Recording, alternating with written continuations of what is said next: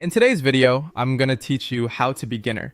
To get started, the first thing you need to do is download Zoom. You can do this by visiting the official Zoom website or by opening your device's app store. Look for Zoom Workplace, then download and install it. This is the main app you'll use for joining meetings, hosting calls, and managing your settings. So make sure the installation is fully complete before moving on. Once Zoom is installed, open the app and either sign in or create a free account. If you're new to Zoom, choose the sign up option and follow the prompts to set up your account. If you already have one, just sign in.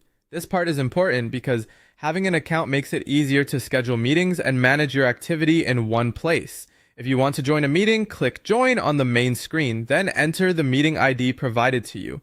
If the meeting requires a passcode, type that in as well. Before entering, Zoom may also let you choose whether your video is on or off. After that, click join again to enter the meeting. If you're joining for the first time, it's a good idea to pause for a moment and make sure everything looks right before the meeting begins.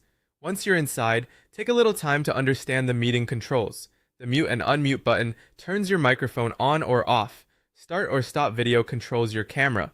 Participants lets you see who is in the meeting. Chat is where you can send messages and, in some meetings, files as well. Share screen allows you to show your screen to others, which is especially helpful for presentations or demonstrations.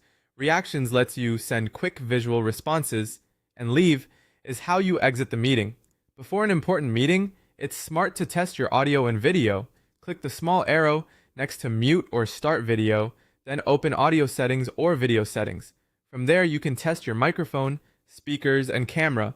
This helps prevent common issues and gives you a smoother experience once the meeting starts. If you want to create your own meeting, click Schedule. Enter the meeting topic, date, and time, and set a passcode if needed. Then click Save. After saving, copy the invitation details and send them to your participants so they know how to join.